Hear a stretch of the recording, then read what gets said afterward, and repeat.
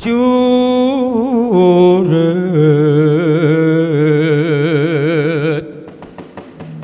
kang guru gongso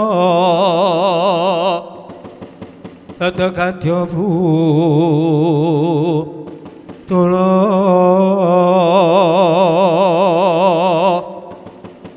ora pangri ing trangga esti rakata ingkang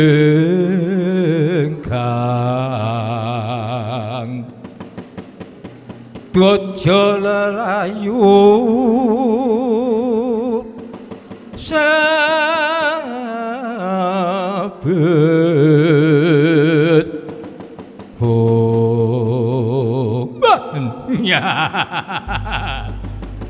gebyar-gebyar ana satriya dadane kaya gantaning kaca.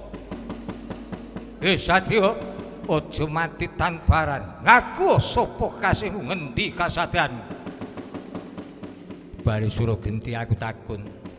Kowe ratu ngendi sapa jejulukmu? Toblas. Takoni durung aku dadak genti takon bapamu. Nalindra ngrancang kencana Prabu Dewa Bantala.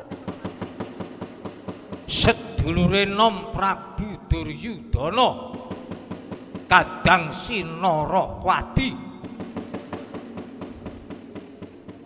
Kowe sedulure Prabu Duryudana. Ya.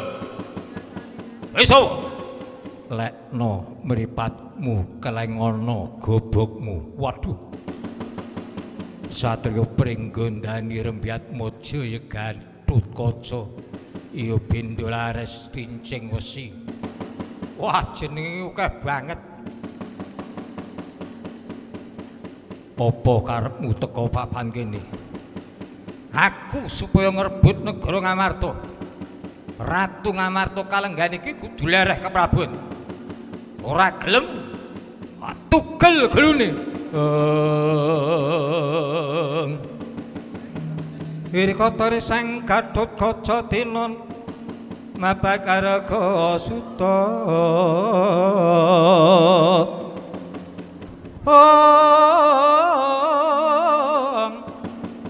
tekapira Kresna nguji sektinira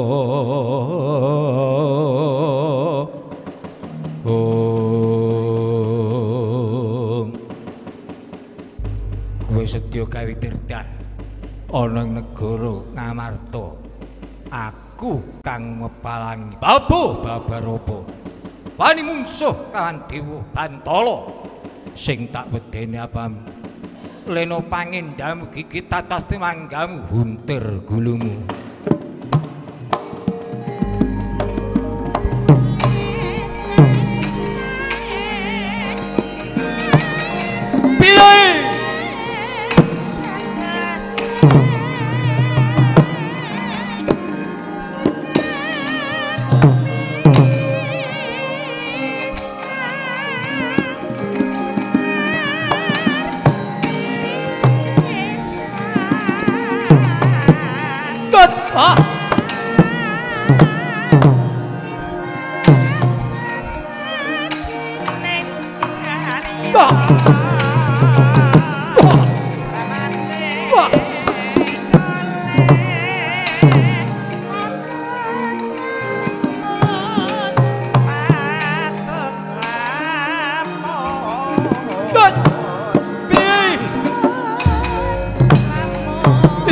Jalan.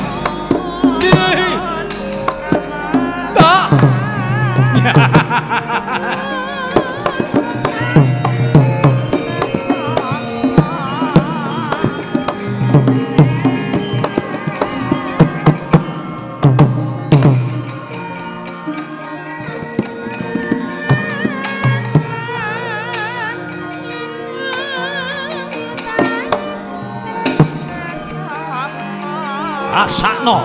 Waduh. Wah.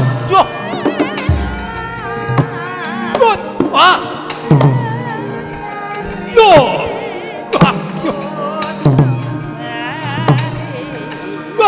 Wah.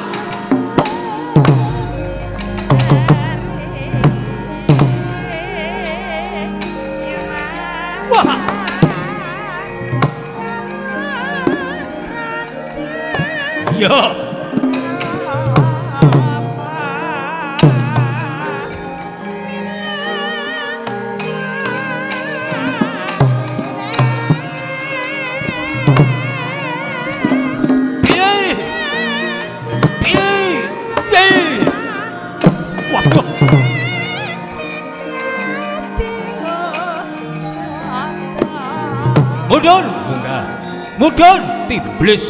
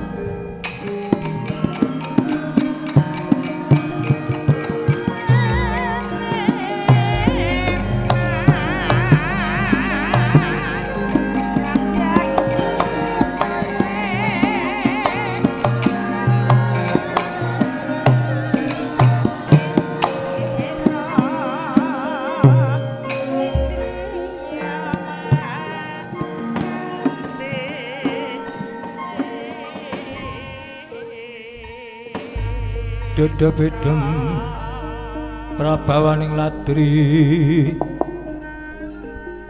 sasadara wis panjer kawur yan tan kuciwa manis manggep sinating dalu sinewaka sangya prodase om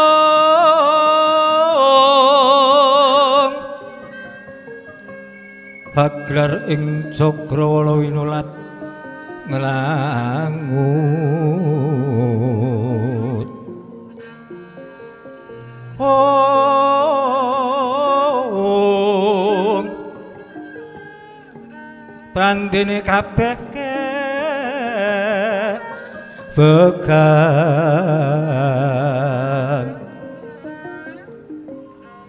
saking keng taranggana kang sumewi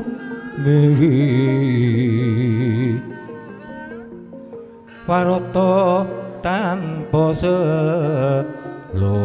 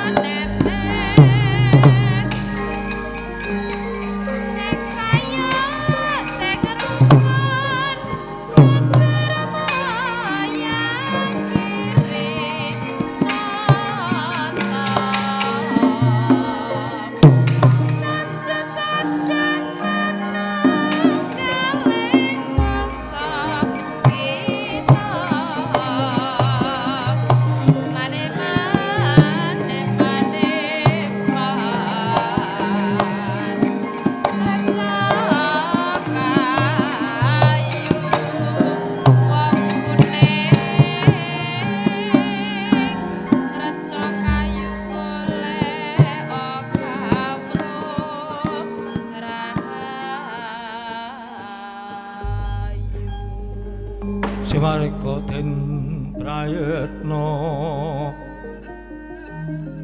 samuriris eko balik titiyani gendayani trisanya purnama sasi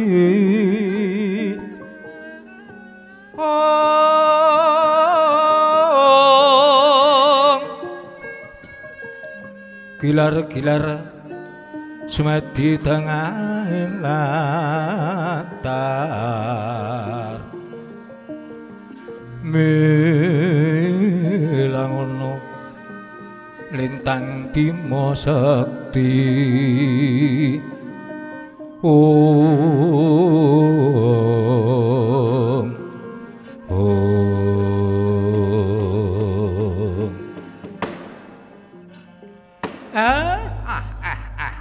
begegek ugek-ugek mel-mel sak dulita nala garing kula Pak Petruk kula mo Bagong ngapa Mar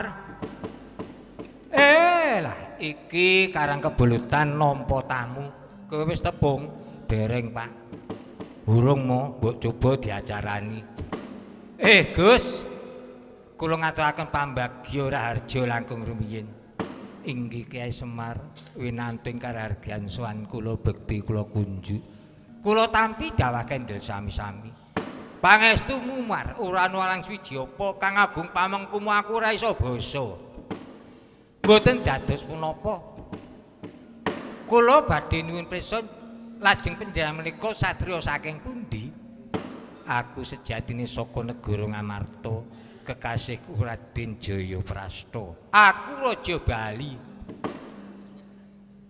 coba wis padakno kanthi weninging atimu nganggo rasa kudune Kaki Semar ora bakal kesamaran sapa to sejatine Jayaprasta sapa sejatine Raja Bali wah lah dalah ndara kula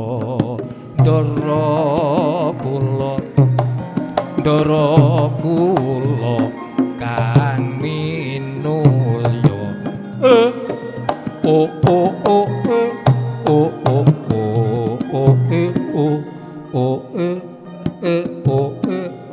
wah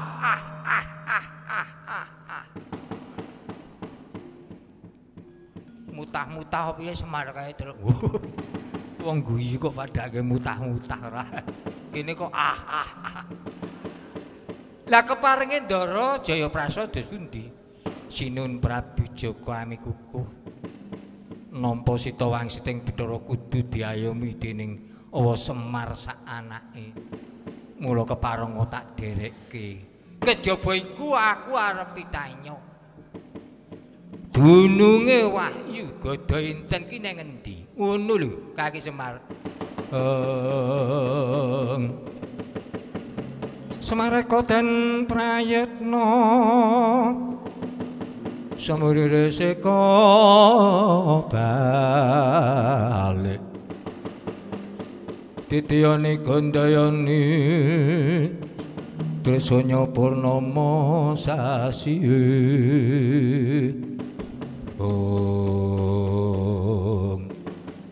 lah dalah sing ngajeng upadi Gada Inten sinten ya aku pun sampean mang minggah kayuangan Ngundarandir kula pitados temtu mangke angsal damel nah nek ngono kowe budhal ning Amarta karben mengko Jayaprasta iki derekno karo anak-anakmu aja nganti lali aku njaluk pamit ya Mar tak munggah kayuangan Ngundarandir ingkang antos-antos monggo Raden Jayaprasta kula dherekke nala garing Petruk Bagong ayo tata-tata budal ana Ngamarta monggo Pak monggo mo ayo Mar tak tutke Mar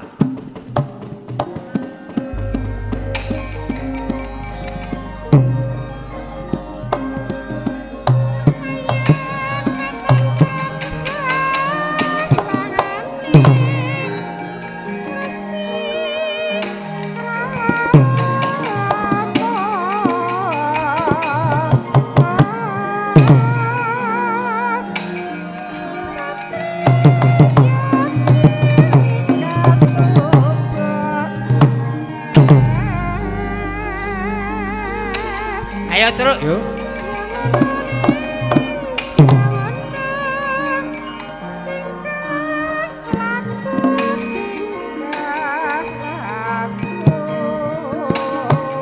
Yo gong yo.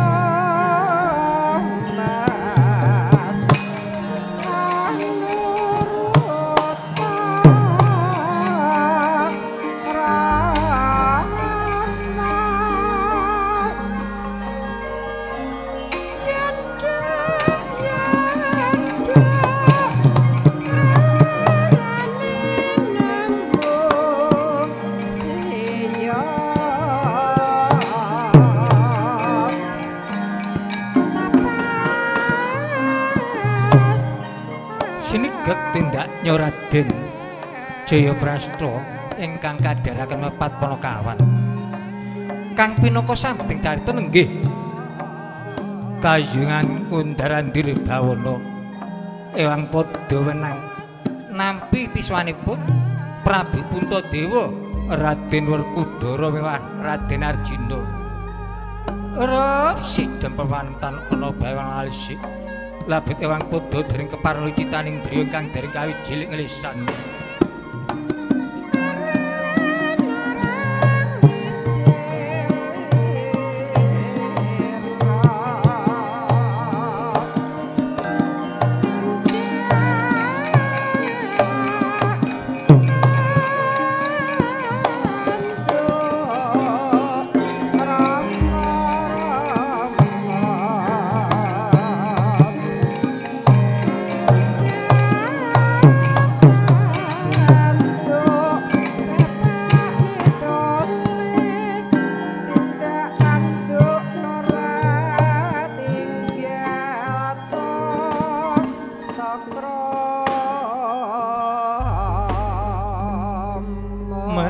Semubang yang aruno kadi netraning gorabut sabdaning kukila rangkaning kanigara sageter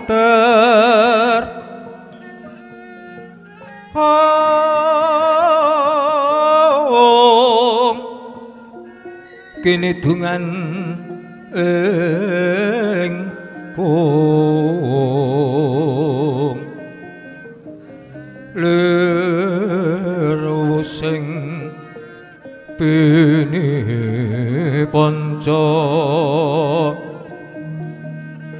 babataking satawana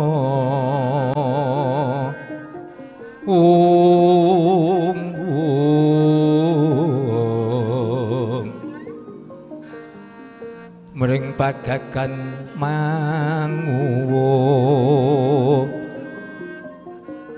Brahmana narbasing rum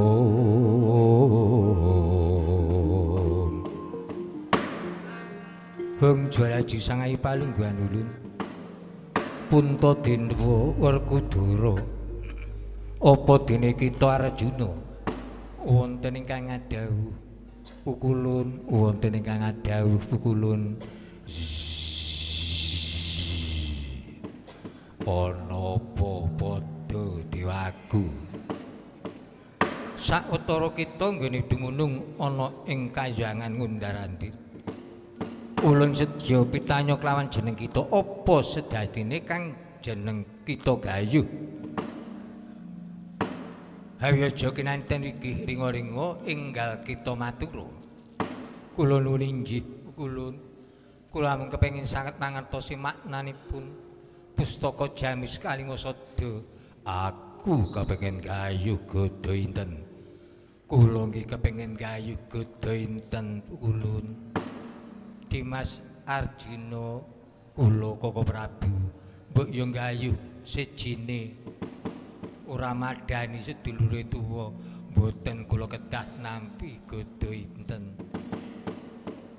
Puntadewa lamun bab maknane pustaka Jamis Kalimasada yektine bakal kababar nanging lamun wis titi mangsane lamun kalenggan iki durung titi mangsane mbabarake pusaka ngamarta ya pustaka Jamis Kalimasada dene bab godha enten sarane godha enten iku mung sajiga sik gayuh ana loro cacahe yaiku Werkudara Arjuna mula kalenggan iki godha enten sedya ulun uncalake saka Kahyangan Ngundarandir sakwise ana ing Madyapada mengkone jeneng kita kudu rebutan sapa kang nyandak luwih dhisik yaiku kang sedya andarbeni godha enten.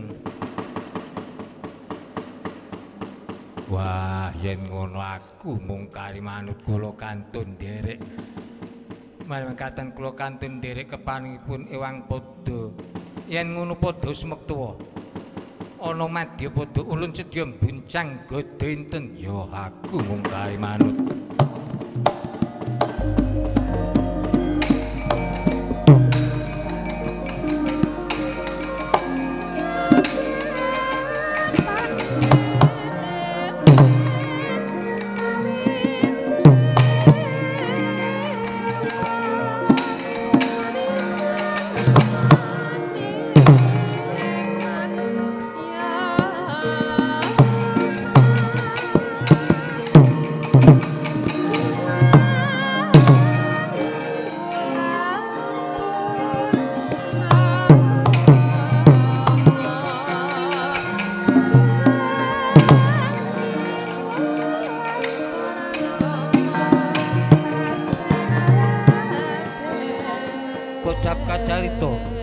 Wahyu godha enten sedya kabincang dening Sang Hyang Padawenang tumawah Madyapada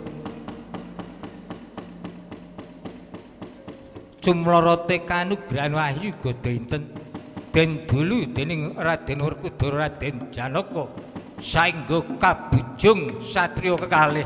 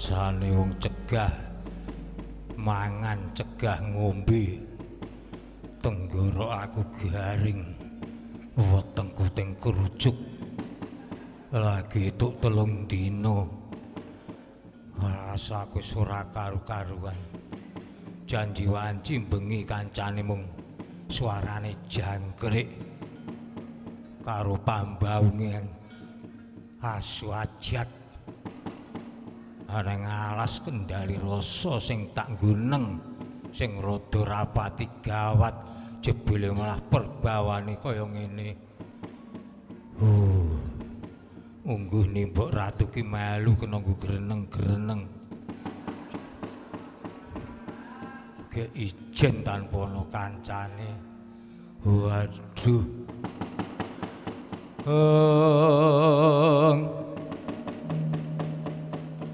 kature gumulung mangrempak ing wadya kurda gura reka giri-giri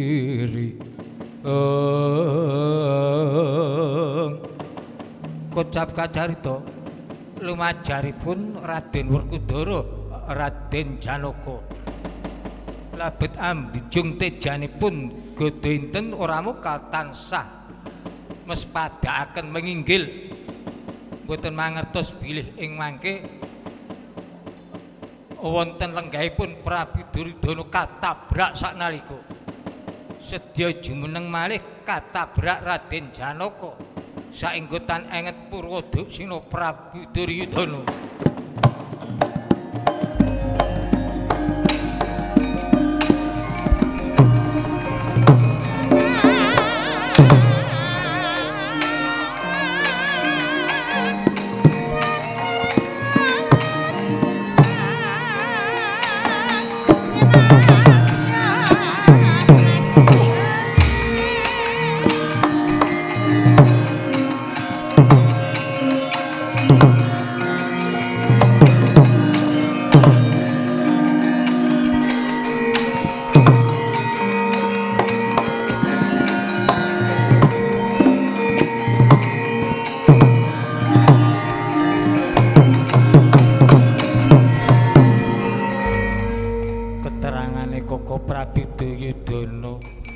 sing ditabrak Dimas Werkudara Dimas Janaka lagi artangi wis ditabrak Dimas Janaka enget Koko Prabu enget Koko Prabu waduh opo tindak pundi ana demit kowe demit sanes kula menika ingkang rayi kula pun Puntadewa sing nabrak kula menika Dimas Werkudara kaliyan Dimas Janaka mripate kaya ngendi wong tuwa ditabrak-tabrak nuwun sewu menika nembe mbujung tejanipun godho inten tejane godho inten inggih dipun bujung dening Dimas Werkudara Dimas Janaka wah kuwi gadah kudi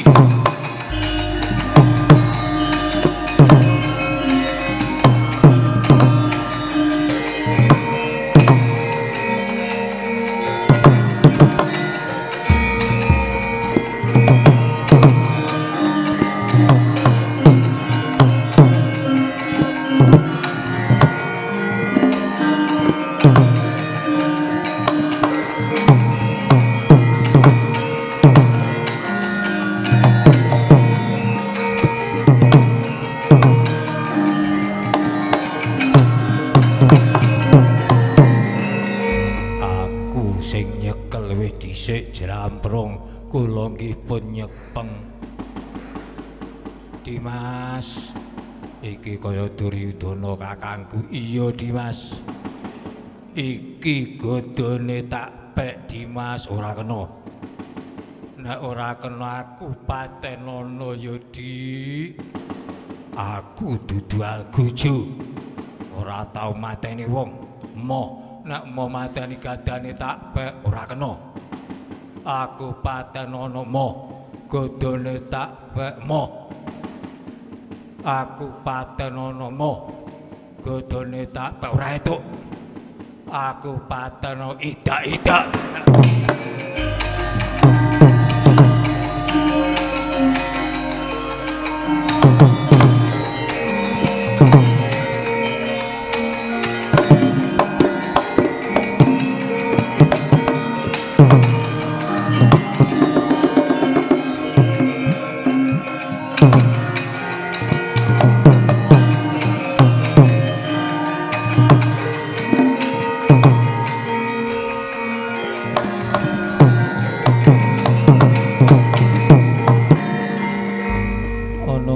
Koko Prabu Duryudana sami Pacakara kalan Kangmas Werkudara.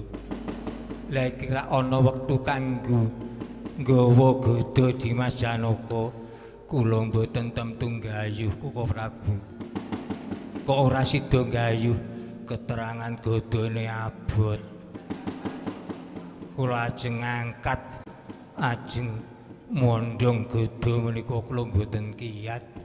Kuatmu nek mondhong bojo-bojomu mondhong gada anggere mondhong sembadra mumpung ora jamak yung kok jiwit Dimas Werkudara Koko Prabu Duryudana kepareng kendel.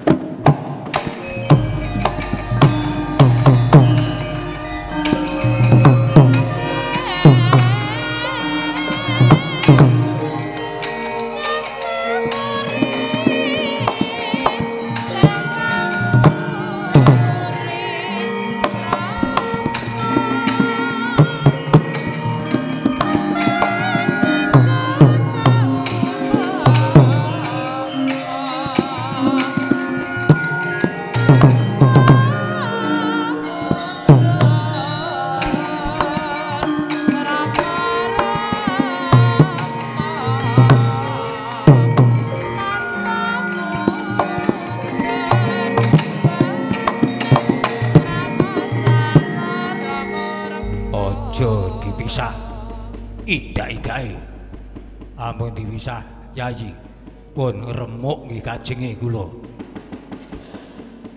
Dimas eling kabeh iki mau isih padha dene kadang karepmu. Iki kabareng Yayi dos pundi? Payuga iki pun kakang sing sedya gawe pasanggiri Patemboyo. Karepmu piye? Gada sedya tak uncalake memumbul. Lamun to mengko tibane tumuju wewengkon Ngastina, si Adira kena ngucap ngrasani bab gada enten. Semantun ugi Koko Prabu Duryudana menawi gada kula buncang memumbul kok dimawah wewengkon Ngamarta. Koko Prabu Duryudana mboten kenging ngucap ngrasani perkawis gada enten. Nggih, kula kantun nderek. Kucap kacarita gada kabincang mumbul nadyan to makatono tetep kabujung Prabu Duryudana Raden Werkudara.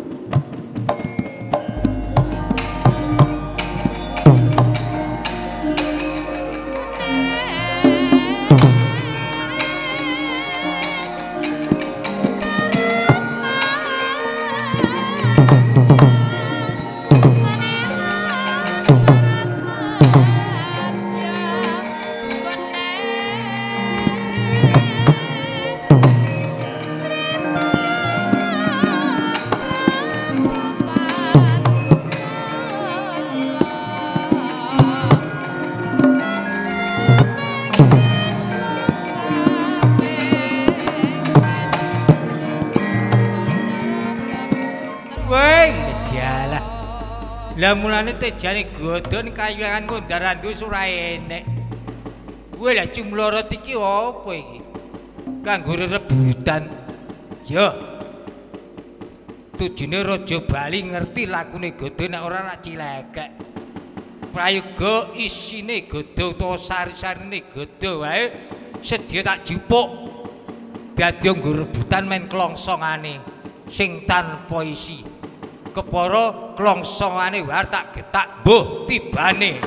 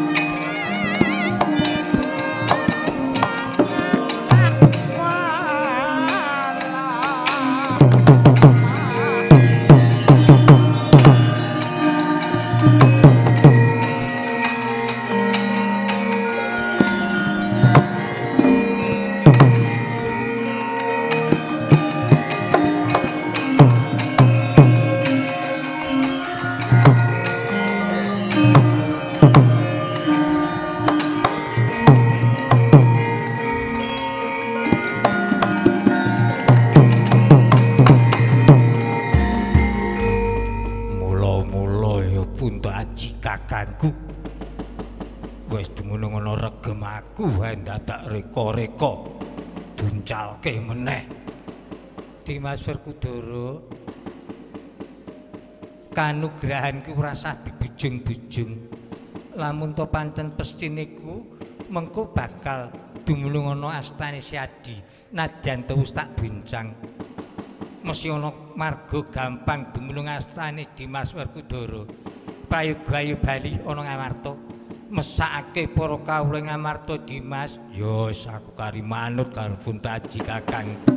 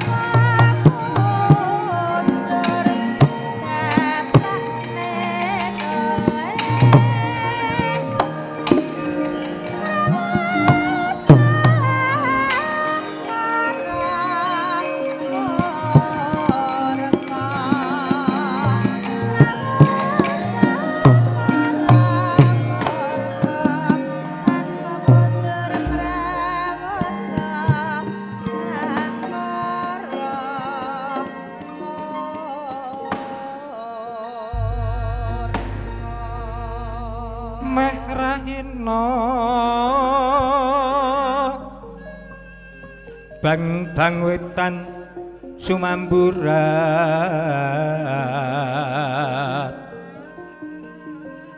sumilak ngakoso kapyat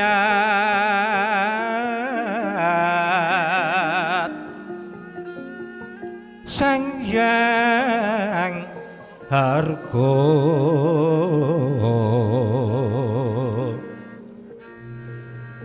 mangramyang tunggangan colo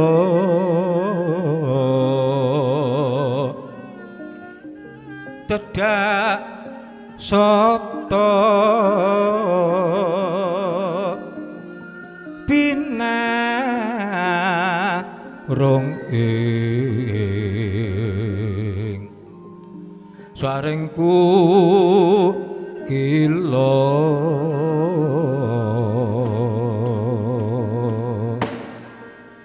wanci nyawus gagat enjang kurang kumo roman ras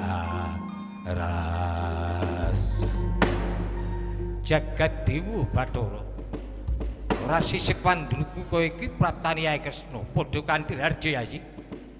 Kula nuwun nggih Koko Prabu awit saking pangestunipun Koko Prabu winantun karahargyan bekti kula kunjuk. Tak tampa padha-padha. Ya karepku ki ngono kuwi. Nadyan ora pinuju pisuwanan jenenge sedulur ku ya sanjan sinanjan. Nah aku selo ya tak prapta ning Dwarawati, nek Yai selo ya teko ning Mandura. Ngatonake nggone kekadangan kuwi rukun. Kula nuwun inggih ning kok ngos-ngosan ambekamu kaya duyak macan apa sebabe leres ngendikanipun Koko Prabu jalaran kula menika dipun bujung dening sajuganing Resi naminipun Resi Dewa Pamungkas sebabe rikala semanten Resi Dewa Pamungkas menika pengen ngertos maknanipun kaca paesan. Iya. Lajeng kula nduraken mboten purun. Kula lajeng lumajar jalaran kula tamani senjata cakra Dewa Pamungkas menika kawis torong ngatonaken kasudibyanipun katitik senjata cakra mboten purun temama kepara malah wangsul wonten pagedhonganing pusaka Ndhuwurwati. Lajeng kula lumajar dipun bijung, lajeng kula sowan ngarsanipun Koko Prabu. Kula nyuwun dipun pisahaken dhateng Dewa Pamungkas menika. Mundur kene. Tak tanggapane Dewa Pamungkas.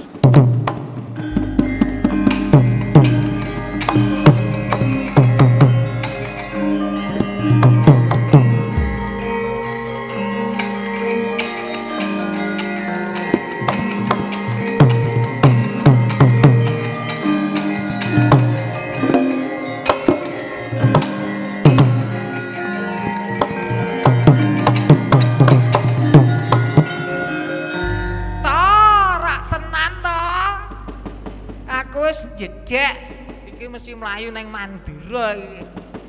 Wong etan terus. Bekti kula kaja Sinuwun Mandura Prabu Baladewa dak tampa. Sawuh.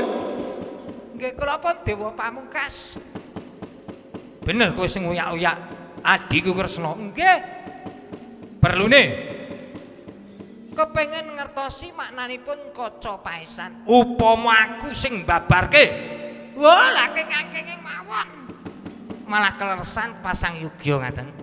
Pun kula cadonge maknanipun kaca paesan. Sing butuh kowe apa ana sing kongkon? Kula niku namung sadermi dikongkon nek kula niku mboten butuhaken maknanipun kaca paesan.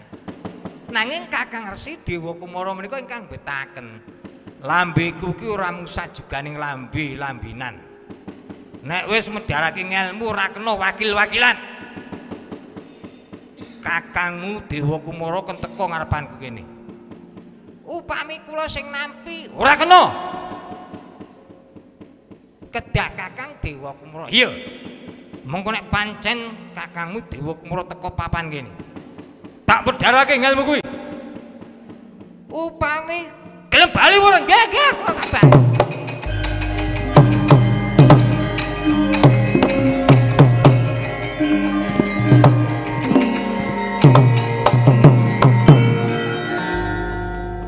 Apes menika kula Koko Prabu. Apes kuwi? Kula rewangi namaken senjata cakra pandene Dewa Pamungkas mboten purun mundur. Sinan Koko Prabu namung dipun getak. Bali ngoten kok nggih terus bali estu rembugan karo wong kaya pecut kaya ngono kae. Lah kok kaya pecut, lah ming cilik kaya ngono. Ini ora dikejemi omong-omonganku kudu karo mendelik. Mesti wedi pahit-pahitane karo bengak-bengok. Lah meni njaluk dipisahke karo Dewa Pamungkas. Saiki Dewa Pamungkas wis adoh karo Kyai Kresna. Inggih. Nanging nuwun sewu ngendikapun Koko Prabu Swamajeng lak. Kowe matura karo kakangmu Resi Dewa Kumara. Mengko tak babarake ngelmu kaca paesan. Ha rak ngono. Saderengipun kababaraken dhateng Dewa Kumara, mbok kula nyuwun dipun babaraken ngelmu maknanipun kaca paesan. Sing duwe kaca paesan iku pun Kakang apa Kyai Kresna. Lah iku lho, nanging sejatosipun kula mboten mangertos maknanipun kaca paesan. Sing duwe ora ngerti apa meneh sing ora duwe. Lah Koko Prabu menika wau, aku mung misahke Kyai Kresna karo Dewa Pamungkas. Upami ing mangke Dewa Kumara estu sowan wonten Mandura, ditinggal lunga ngono rampung. Wilacilaka. Saiki ora usah mikirke Dewa Kumara. Mikirke kabar sing tak tampa Ngamarta kuwi ana ratu anyar. Diduke yen nganti mengko Kyai Prabu Puntadewa timbul sing dadi parang cucuan Kyai Kresna. Kula nderek kepanipun Koko Prabu. Ayo jemangkah ning Ngamarta monggo kula jeraken.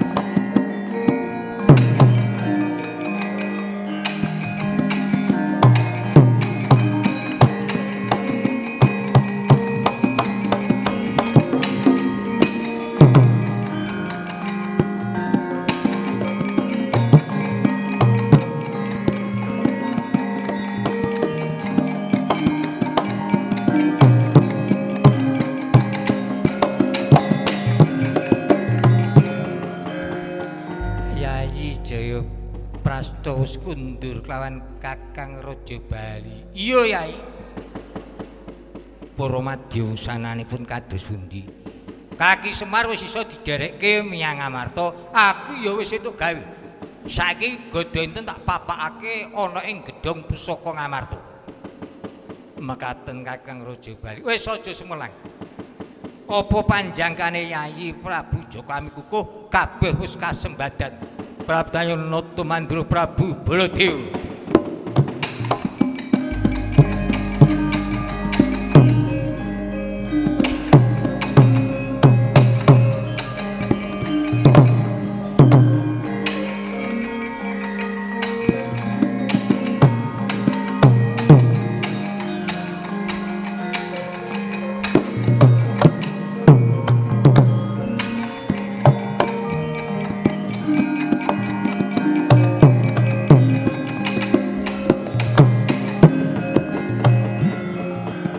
Jagat Dewa Bathara iki sing dijeluk Prabu Jaka Amikukuh.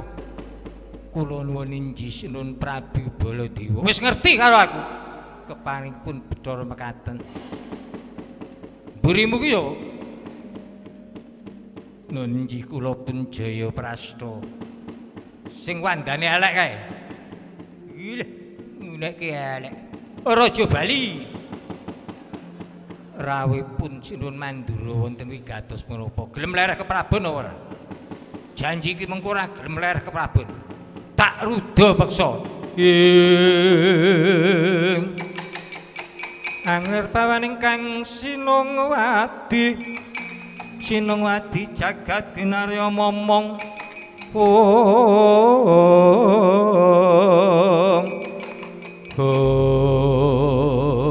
Prabu Baladewa. Apa anggepmu nek wis bengak-bengok ngono ki ora ana sing wani ngono apa? Aku sing wani ngadepi. Kowe wani karo aku apa apamu?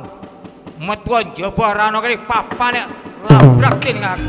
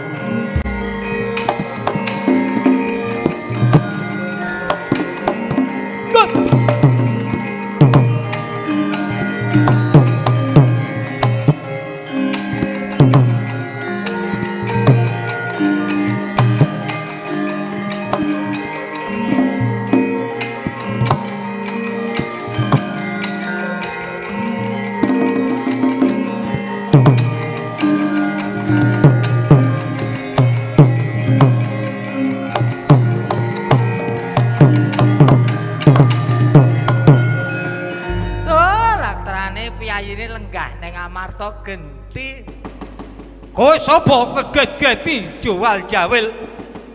Kula pun Jaya Kumara, kula Dewa Jati, kula Dewa Pamungkas. Kowe Dewa Kumara ya Jaya Kumara karo Dewa Jati, Dewa Pamungkas. Apa karemu? Ya sampeyan niku ajeng cida ngubaya maknane kaca paesan dos pundi ngaten. Kuwi ana bebanane tak kene. Bebanane napa? Nek kowe telu-telungan tunggal kuwi nyawiji dadi siji. Mateni Ratu Ngamarta saandane mengko tak wejangake ngelmu maknane kaca paesan. Mangke kula piyambak.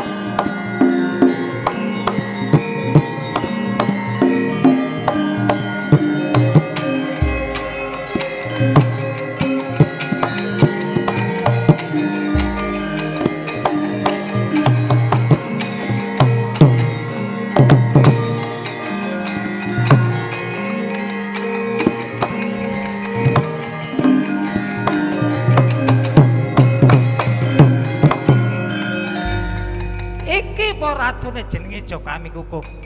Iya dasar nyoto kowe sapa?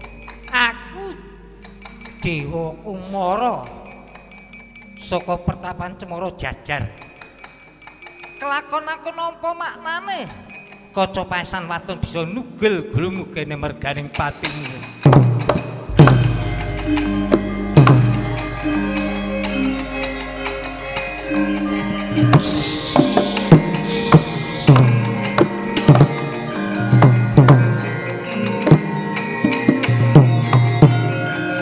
Ucap kacarita sami-sami kasudi biyanira Nayanayu Baskara Titi Mangsa Prabu Jokami Kukuh badhar jatining wujud Raden Abimanyu dene Sang Resi Dewa Kumara badhar Raden Sedewa.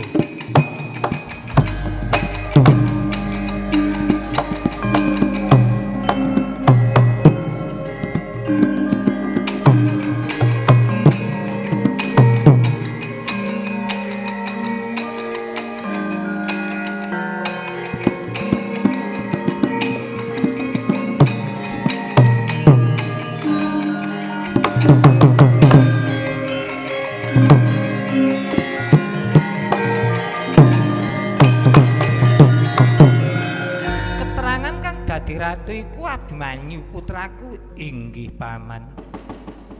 Malah kula sak krebatan sampun mangertos timbulipun Wa Prabu Puntadewa, Rama Janaka, Rama Werkudara.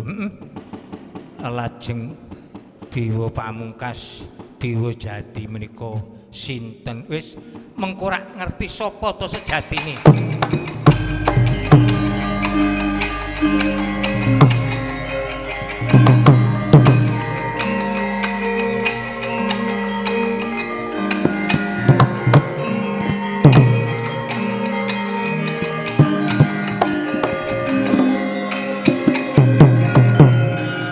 Sapa?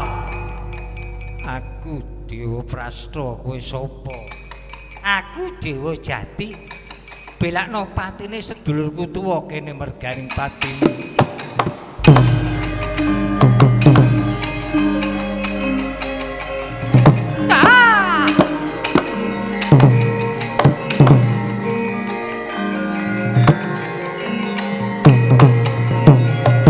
Kocap kacarita Dewa Prasta badhar Raden Irawan dene Dewa Jati badhar jatining wujud Raden Kula.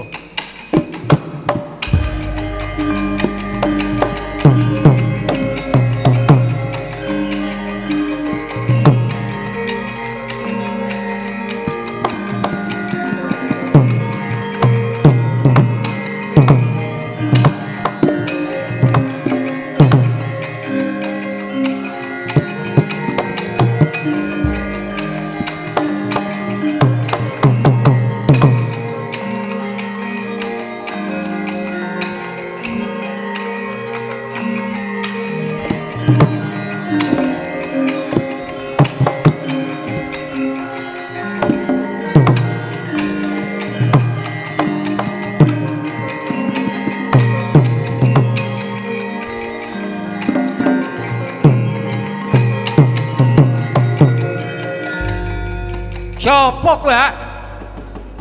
Aku Dewa Pamungkas. Kowe sapa? Aku Raja Bali. Sing mburi sapa? Aku Raja Ratau Bali. Kok Raja Ratau Bali? Aku nang kene terus. Ora mau sisan lali.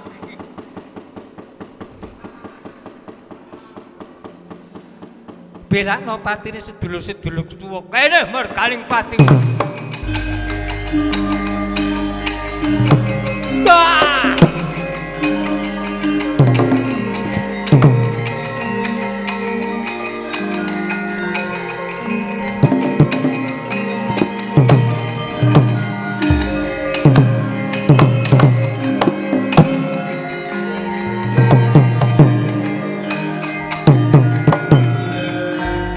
Kocap kacarita Dewa Pamungkas Badar Jatin wujud Raden Wisanggeni Raja Bali Badar Raden Antasena.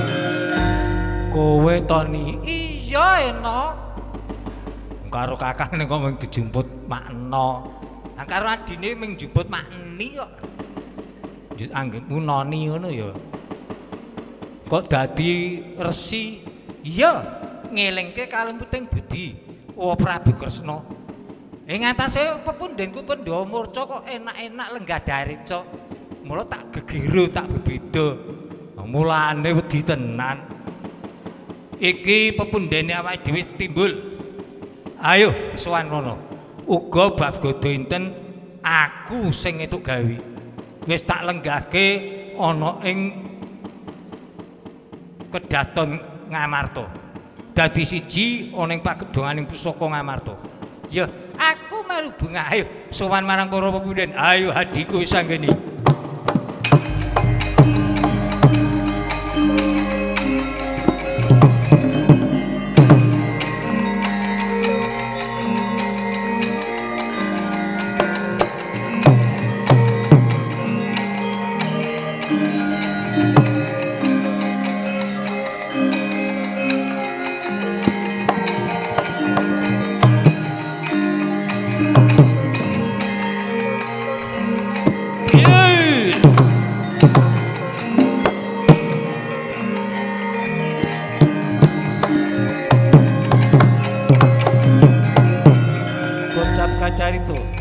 Sami-sami digdayanipun Prabu Dewa Bantara amung kawon Prabowo dening Raden Gatotkaca Badar Jatin wujud Dewa Bantara Badar Raden Antarja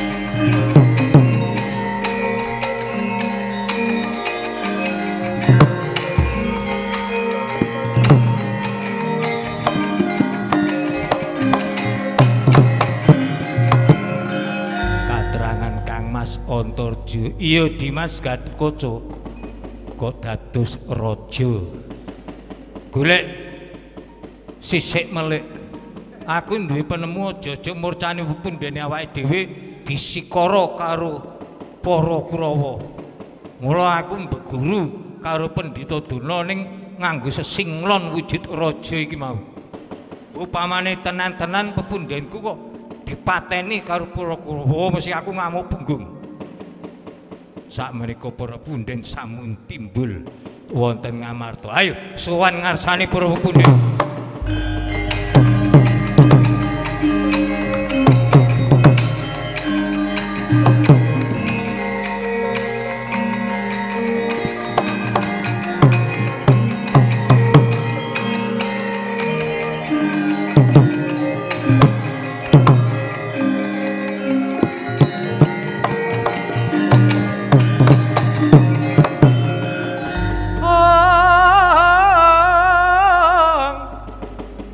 Purna kadining carita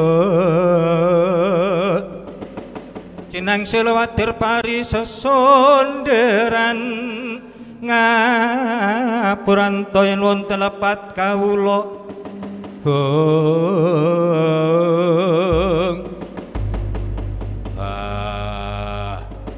sapa sing isih ganggu gawe ana Ngamarta sampak dening aku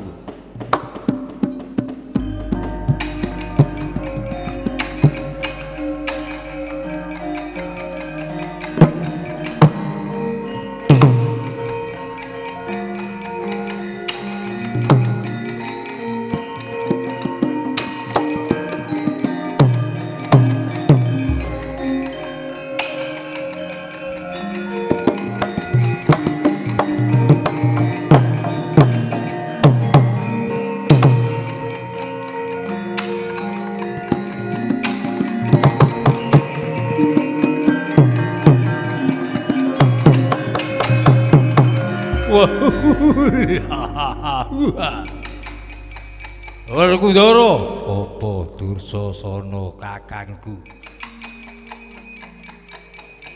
Saengga sepriki Koko Prabu urung kondur mesti tok sikara. Duryudana kakangmu wis bali ana Ngastina. Ora ngandel. Mesti tok sikara sampak dilahi. What? Wus. Wah. What? Wah.